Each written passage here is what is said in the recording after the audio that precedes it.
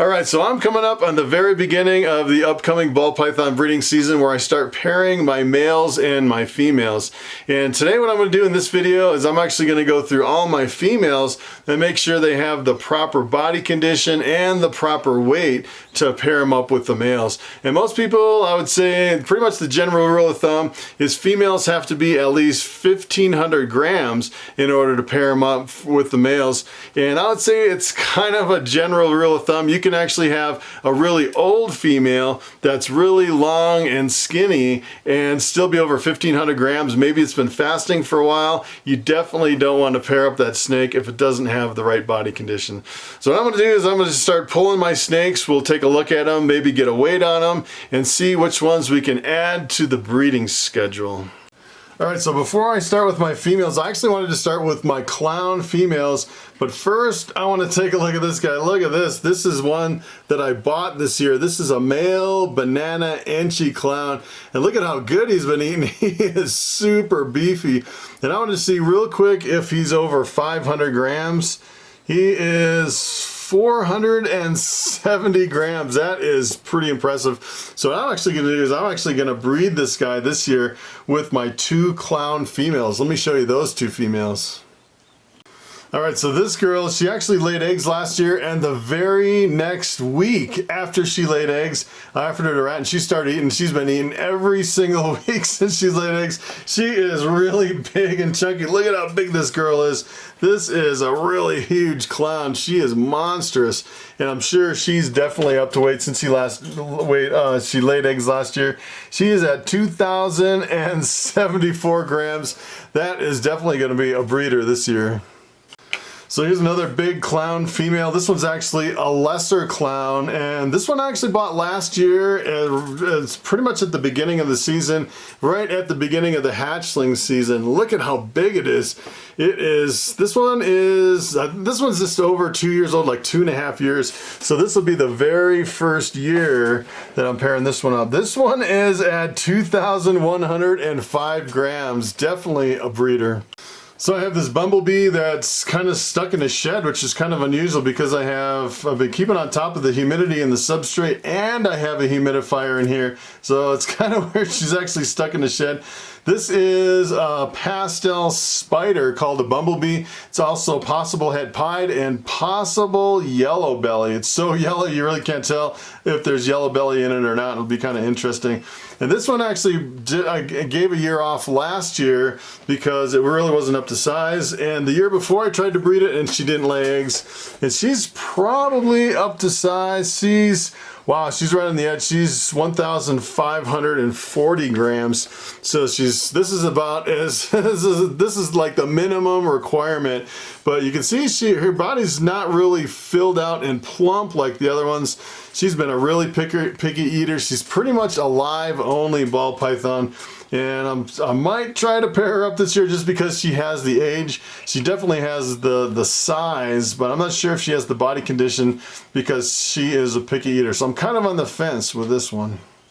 So here's one of my hatchlings from last year. I can't believe how big she is. This is actually a 3-gene animal. This is a pastel pinstripe bamboo, otherwise known as a lemon blast bamboo. So it's like a lemon blast with the bamboo gene, and I'm sure this one is not up to weight. This one is 1,103 grams. Pretty impressive after only being 1 year old, and definitely has a good body condition, has a good appetite, just not up to weight. Obviously, most people say you can't breed ball pythons after 1 year. They have to actually at least be 2, preferably 3 years old. Alright, so I thought I'd just show this one off. This is actually a pastel scaleless head female that was one of my hatchlings from last year. Look at how beautiful she is. Almost looks like it have calico or something, and she's definitely not up to size, being just a really big yearling. She is 914 grams. Well on her way, but definitely not ready for the breeding season this year. Can't wait to actually get some scaleless head females, so I can actually breed them back and get some totally scaleless snakes. That is going to be awesome.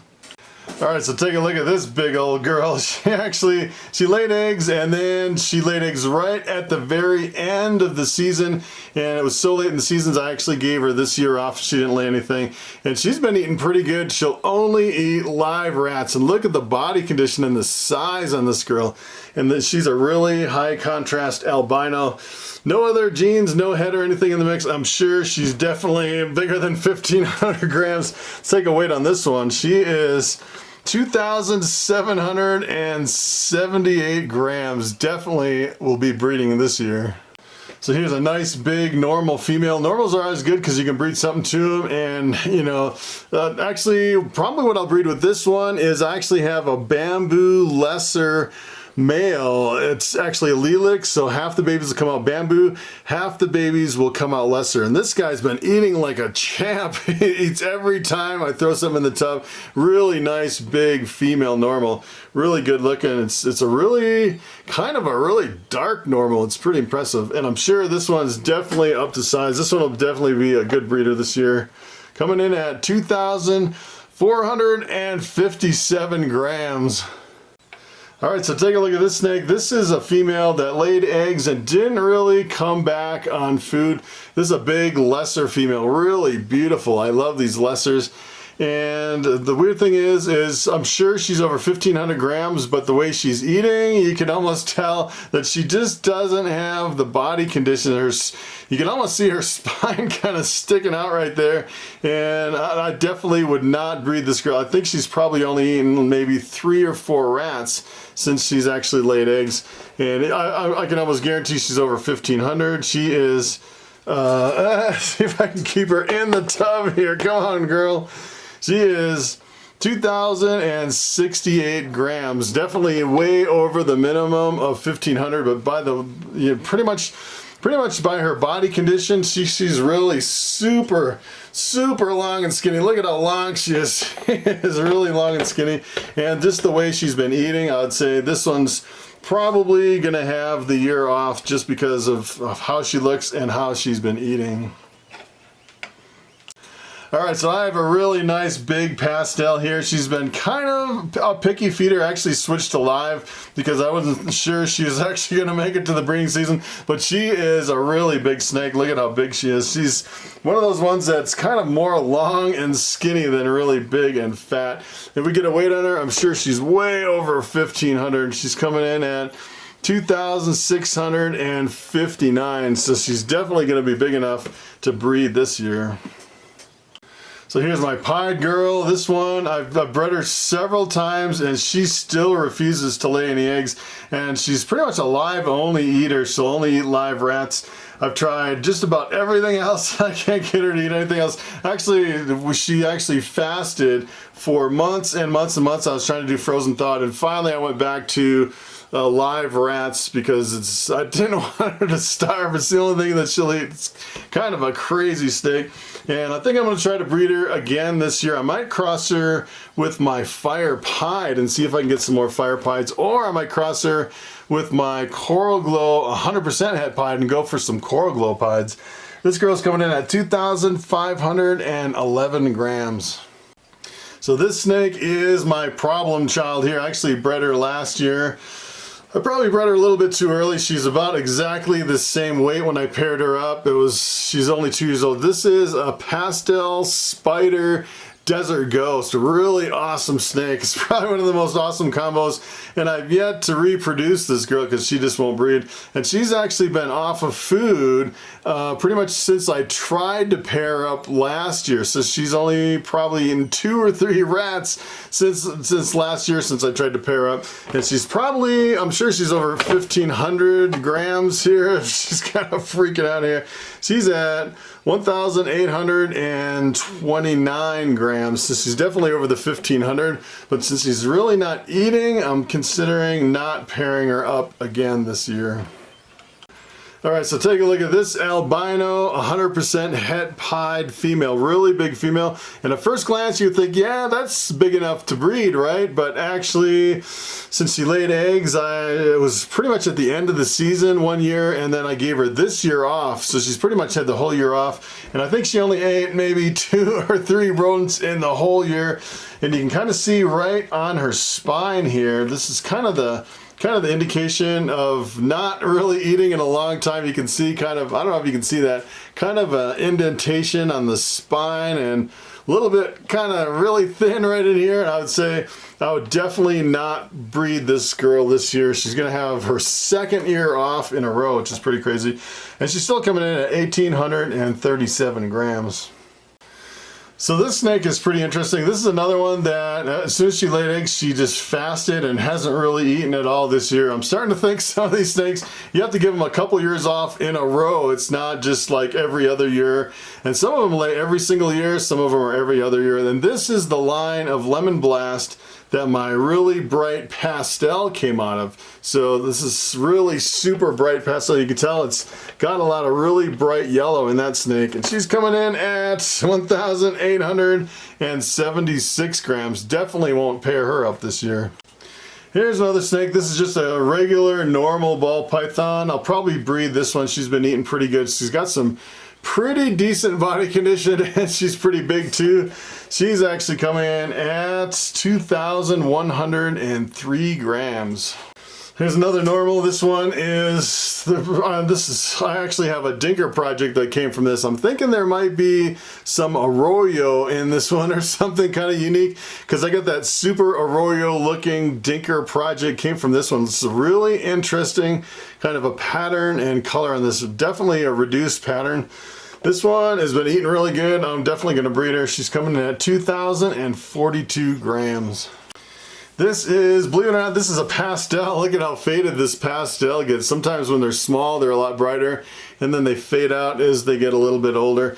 This girl actually laid a clutch of eggs last year, and I think she's been a really picky eater. You can tell she's really long and skinny. I'm definitely going to give her the year off this year. But I'm just going to get a quick weight on her and see what she's coming in at. If I can keep her in the little box here, she's coming in at 1,798 grams. So here's a nice big Lemon Blast. This girl's been eating really well. She's got some good body condition, really big and beefy. I'm definitely gonna pair this one up this year. Let's take a weight on this one. See what she's coming in at. She's a big girl. She's coming in at 2,544 grams. All right, talk about a monster ball python. Take a look at this girl. She's actually my biggest ball python in my entire collection. And this girl can actually eat full-size female rats. The males, I don't think she can eat a full-size male. Males are probably almost twice as big as the females, but she's a really big girl. She's been eating some incredibly huge rodents. Look at how big she is. That is a monster snake. Let's see how much she's coming in at. I'm definitely gonna breed this girl. Whew, she's coming in at 4,623 grams. She actually, when she starts building eggs, she definitely gets way over 5,000. It's a really big snake. And the funny thing is, I actually made some scaleless heads out of this girl. She's actually 100% het caramel albino. I made some scaleless head, 50% het caramel albino, so I'm going to breed them back to this girl, and hopefully in the first clutch we'll actually see some visual caramel albino scaleless heads, which would be really awesome and probably a world's first. Here's another lesser ball python, and it's not quite as bright as my other lesser. The interesting thing is I think my other lesser might be het for ghost, which really kind of brightens it up a bit.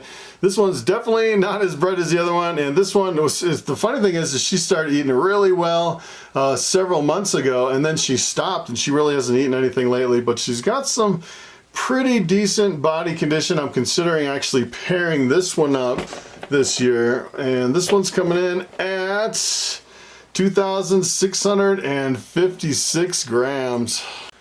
So here's another 100% het caramel albino female. I actually bought these on Wharf Market quite a long time ago. These are the biggest snakes that I could find. I just wanted the biggest ball pythons. And these guys will lay like 15 eggs a clutch. It's pretty incredible. And this is probably my second largest ball python. She's coming in at 3,576 grams. So take a look at this beautiful snake. This is a jungle woma spider. The jungle woma just kind of reduces the pattern, and you really can't see the jungle woma too much in with the spider, but it just really reduces the spider pattern. And this one's been kind of picky. It's pretty much a mouser, and then about halfway through the off season she started taking some decent sized rats, and then she pretty much went on a fast here lately. So I'm kind of on the fence.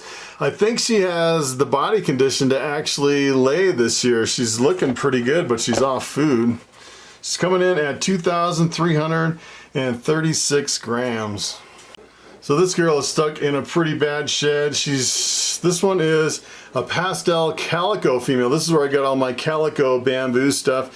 And she's been off of food, kind of on and off too. I'm not sure if I'm going to pair up. She's actually had the year off, and she's been really super picky. She's still got some pretty good body condition. It's always kind of, you're always kind of on the fence if they're actually not on food. Do you really want to pair them up? Because it could just really postpone. It could put them on a longer fast, and that's really not what you want.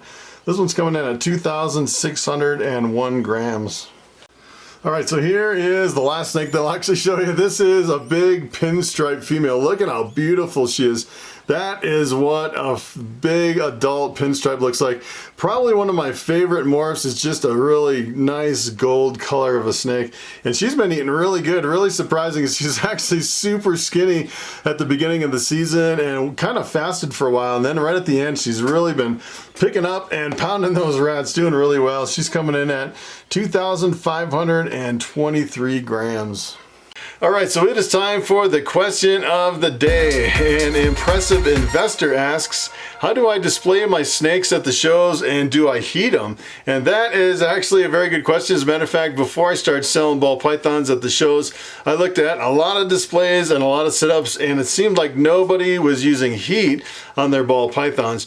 And it was actually a show or two before I sold at my very first show. I went to a reptile show, a local one, and they had an open door right where the people were coming in, and it was a really cold day, and the wind was blowing really hard. And this lady had a whole table full of geckos, and the wind was blowing right on the table full of geckos. I felt really bad, and ever since then I decided I'm gonna heat. Somehow I'm gonna figure out how to heat my display cases so I don't end up with a problem if there's some wind coming in and an open door. If I get stuck by the door, a lot of times you don't know where you're going to be at the reptile shows.